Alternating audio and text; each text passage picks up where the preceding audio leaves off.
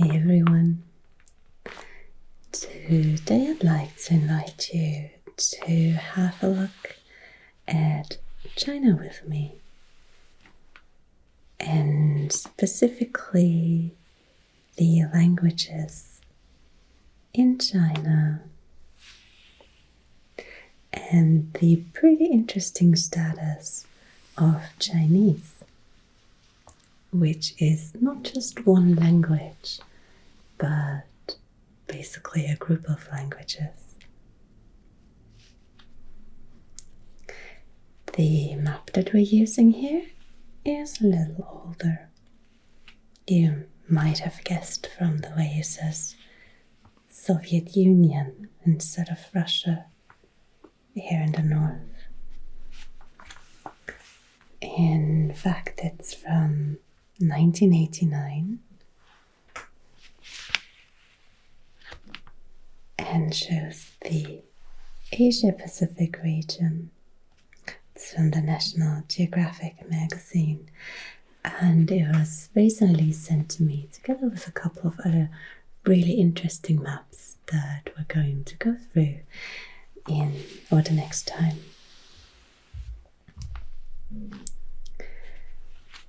And I figured we could use this map to first have a look at the geography of China.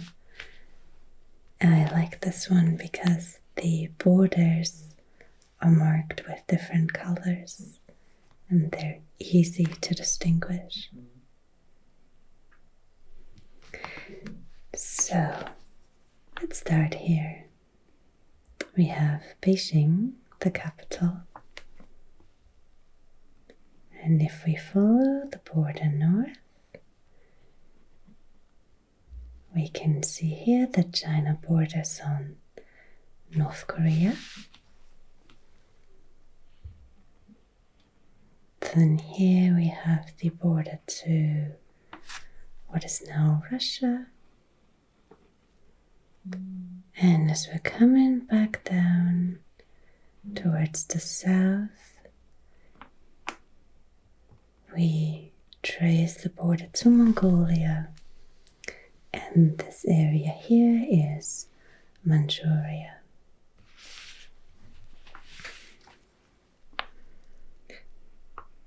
Along Mongolia, we have the Gobi Desert right here, and you can see that the area in China is also called Inner Mongolia. And as we're getting towards the western part of the country, we reach the Altai Mountains. Altai is a name that you've already heard. It was given to a proposed language group that includes, most notably, Mongolian and the Turkic languages. And those are some of the languages spoken here in the area. This here, as we're going south, is the border to Kazakhstan, Kyrgyzstan, Tajikistan, and then we're getting into the really high mountains here, the border to Pakistan specifically. We have K2, the second highest mountain in the world. This would be the Karakoram here. And then if we go past India, we get to the Himalaya, the border to Nepal and Bhutan. And we have the Mount Everest right here, the highest mountain in the world.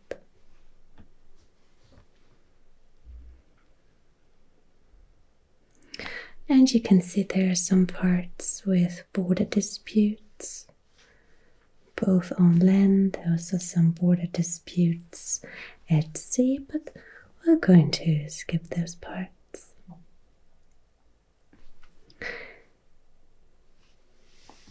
The part here would be the plateau of Tibet, as you surely know.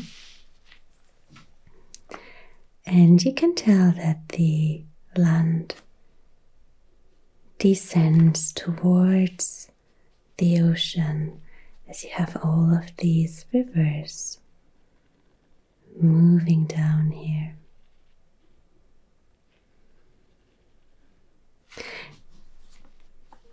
And the ones we should know that the Yangtze River, which goes back up north here and straight across, where are we? Right here, past the old capital Nanjing. And the other river that's worth noting is the Yellow River. We're going here a little further north. That goes past the new capital, Beijing. Alright, but we're not quite done with the border tracing here. We're following Myanmar or Burma, Laos, and Vietnam. And then we're getting to the coastline again. There's Shanghai.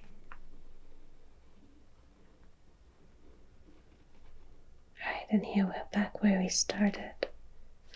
Then here we have Macau, at the time still part of Portugal.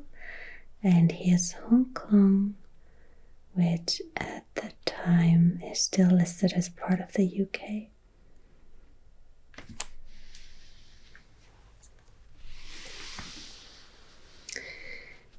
So it's quite obvious, as I've said, the higher areas here in the west aren't as densely populated as the ones in the east, where you get down towards sea level. Particularly have some flatlands here, and as you get further south you have some mountains again, but they're not as high as in the western parts. They're more hills right here.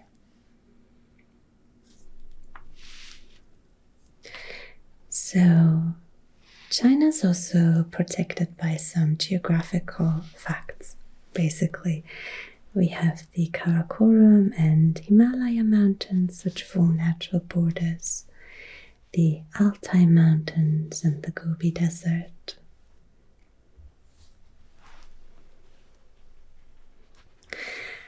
And this map also gives us a bit of an idea of the different languages that are not Chinese that you can expect in this country.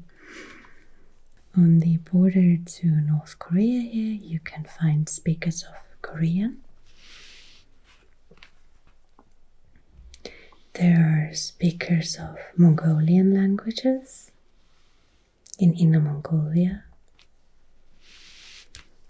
And here, in this area here, labeled as Xinjiang, you find speakers of Kazakh, of Uyghur. There's also a small area where you can find speakers of the Tajik language, which is Indo-European, so related to Persian. And on the Tibetan plateau, you have the Tibetan languages. But we can take a closer look at that on another map.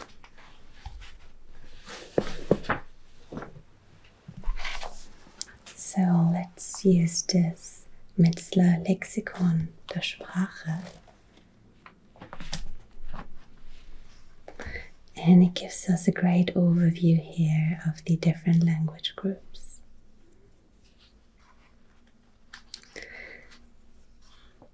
So, as we've said, we have here, for example, Uyghur or Kyrgyz, Kazakh. These are Turkic languages. We have Mongolian, and we have Tibetan.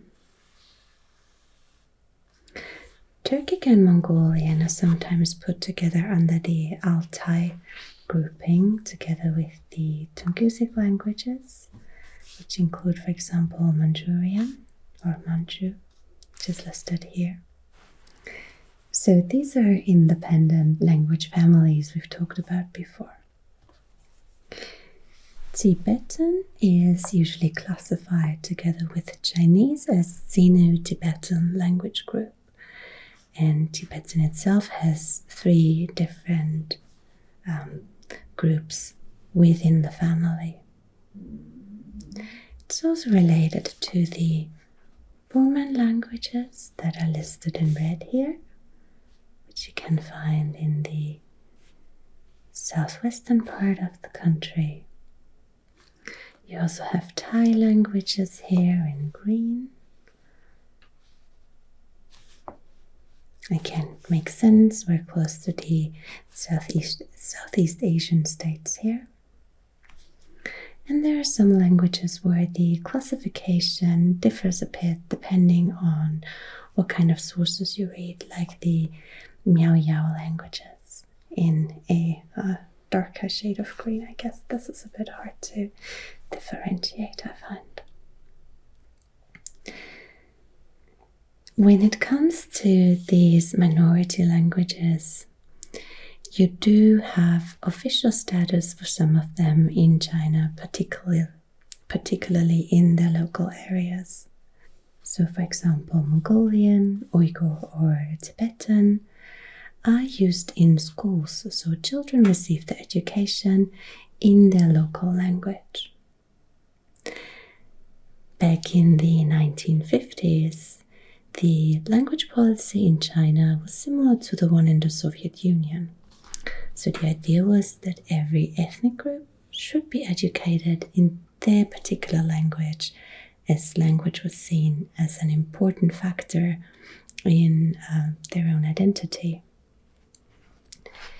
If a language did not have a writing system, then the idea was to help people develop and promote this writing system. However, things have changed in the meantime, and today the Chinese government is more interested in linguistic unity. And you've probably heard about the problems that the Uyghurs are having. There have also been protests in Tibet and Inner Mongolia, as people feel like their languages are not just as protected as they should be, but at times under quite a lot of pressure. So the Chinese government pushes Mandarin as the official language of China.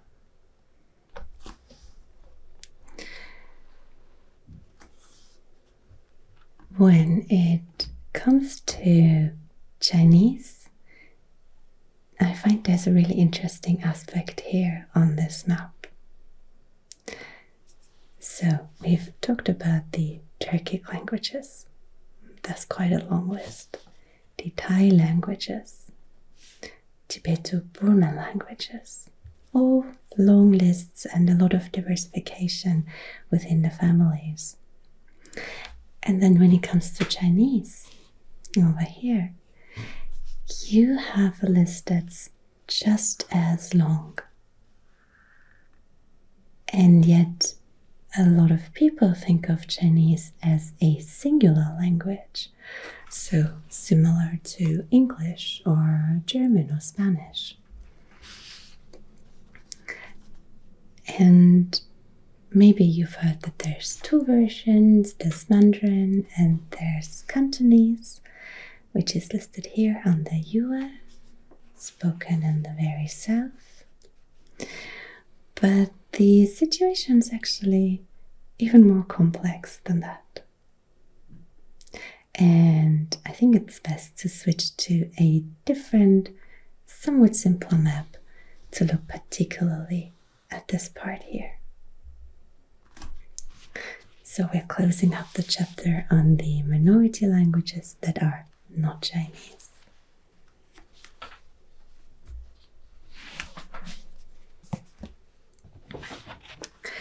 And maybe just as a small note before we move on to the Chinese languages. There are altogether 9 different language families and 56 ethnic groups that are officially recognized in China. So it is a large country with a lot of inner diversity. About 900 million people, so about 70% of the population, say that they speak Mandarin as a first language. And altogether there are 9 officially recognized languages, like I said, mostly in smaller regions where a minority language is recognized additionally to Mandarin. All right. So here we have all of the different Chinese dialect groups, as it says here. In the other book on the map it looked like these are languages, but here it says dialect groups. And we'll get to that in a minute. But you can see immediately that Mandarin is the variety that has the greatest amount of speakers and sort of extends from north, south and east to west. This darker part here is usually also listed under Mandarin. And I just have to add here, I've never learned Chinese, so I'm sorry if some of my pronunciation is a bit off. It's not an easy language to memorize.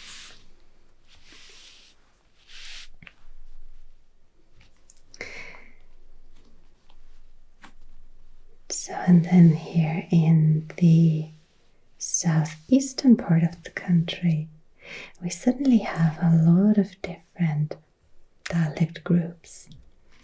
We have Yue, which includes Cantonese, Hakka and Min, Shang, Gan and Wu.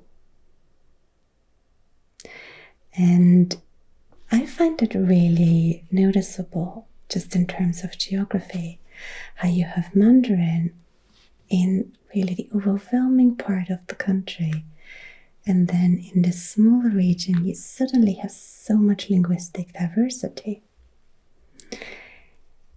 It makes sense if you think about it in terms of geography. So we have the North Chinese plains here. So this is a flat area where it's easy to move around between Beijing and Nanjing, for example. So people can migrate, and that means it's easy to travel far, meet someone and talk to them. In the southeastern part, however, right here, we have a more difficult topography. There are hills and mountains here, so it's not as easy to travel, and people are sort of more in their own regions.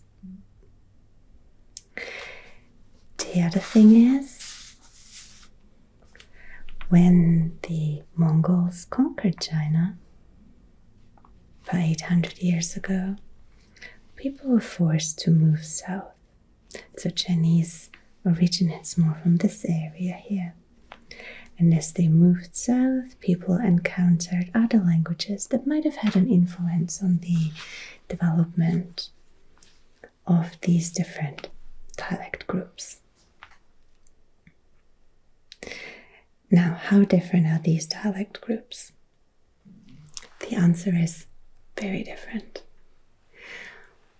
One of the comparisons is that the diversity within the Chinese language or languages is as large as within the Romance family.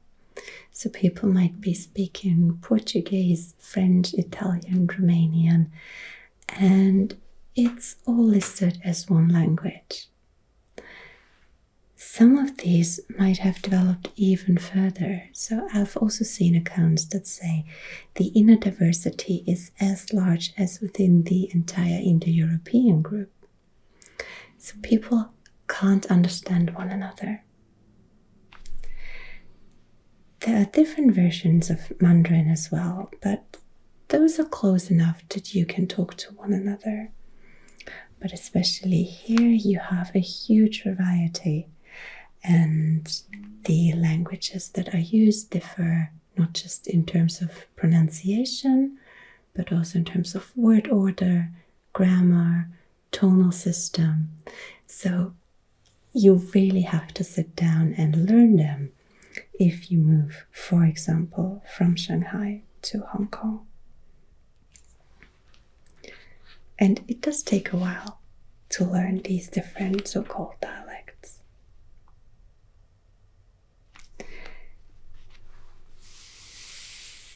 So how come we still have this idea that there's one Chinese language?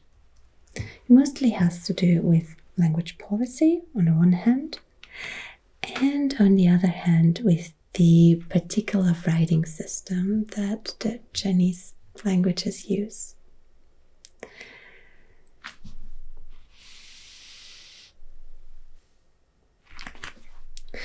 So how come we nonetheless think of Chinese as one language?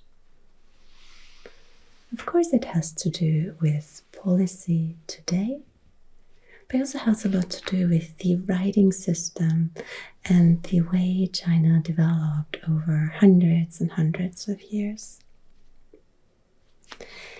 Its history can be traced back about 4,000 years to the area of the Yellow River. And we know that a writing system existed soon after that. The writing system doesn't work like the Latin alphabet. So that means you don't have individual letters, like here, that correspond to sounds. We have A, S, I, and you just have to learn these letters and then you can recombine them to express the sounds of the language. The way that the Chinese writing system works is that you have logograms. So these are signs for morphemes or syllables, meaning the smallest parts of a language that still carry meaning. And then these small signs can be recombined to create more words. But there is no direct connection between the sound that you hear or that you pronounce and the sign that you write down. These are completely independent from one another. But that also means once Chinese speakers moved across a greater part of this area and started to develop their own dialects that kind of grew apart from one another, they could still use the same signs and read them and understand them. It would sound very different if they were to read them out loud, but they could still understand them. So you kind of have a common writing system for very different languages.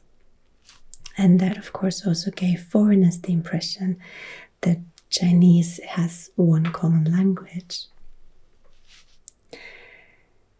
Another thing that added to it is that while you did have a lot of different dialects developing, you also had political unity over the centuries. So these areas didn't develop into their own states like you have in Europe, but rather they stayed unified. If that hadn't happened, then maybe today you would have Europe as a nation state with its own national language, similar to France with its own national language of French. And then you have Hakka with the Hakka language. similar to Spain with Spanish. But like I said, that didn't happen here. And instead, a lot of the dialects or separate languages are really tied to local identity. And people use both Mandarin and their local dialects and just differentiate based on their context. So you would use Mandarin in a more formal context, but you would speak your local language with friends and family. One of the exemptions to that rule is Cantonese, that's used here in Hong Kong, and that's the official language in Hong Kong and in Macau. So it's not Mandarin in this area, again, for historical reasons. It's also the variety that's most common in the Chinese diaspora. So you might hear Cantonese and not Mandarin, especially when it's an older diaspora.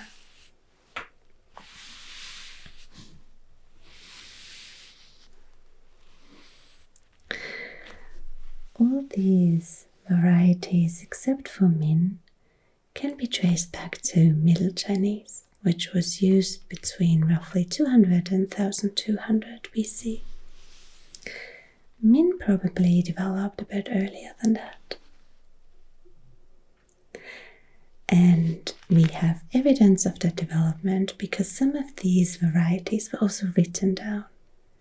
See, while you had a written standard, people sometimes also wrote in their local versions. How many dialects or languages are there then? It's hard to say. Here we can see that we have 1, 2, 3, 4, 5, 6, 7, 8, 9, 10 groups. Sometimes you will find 13 groups. The consensus is that there are about 7 major groups, but then you have varieties within them, and so there's probably about 200 different versions of Chinese. And even if you stay in one area, you might have different varieties within the dialect group that are unintelligible with one another.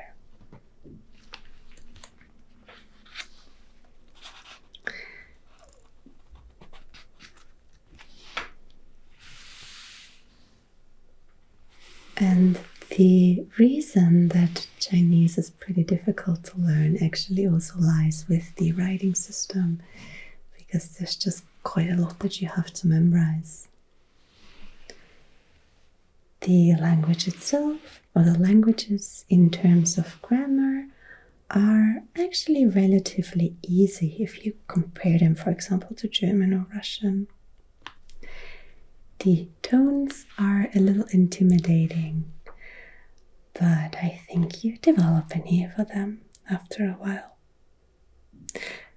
By the way, you might be familiar with Chinese having 4 tones, but for example, Cantonese has 6 and they go up to 8 tones. Shanghai, the language used in Shanghai, on the other hand, doesn't really use tones, but rather a pitch system similar to Japanese. So there's a variety in that as well.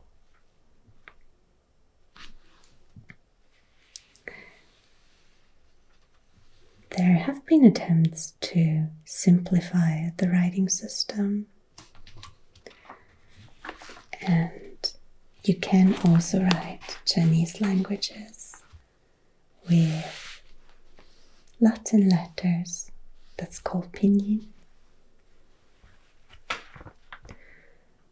But I guess if you want to learn the language properly, you just don't get around memorizing the signs.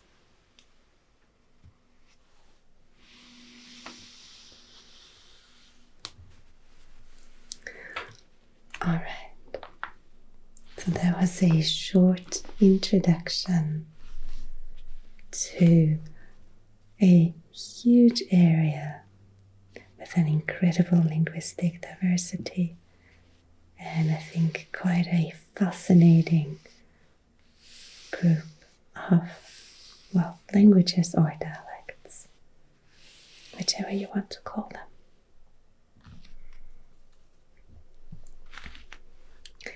Thank you for watching. I hope you're feeling sleepy and relaxed now. And I'll see you again next week. Good night.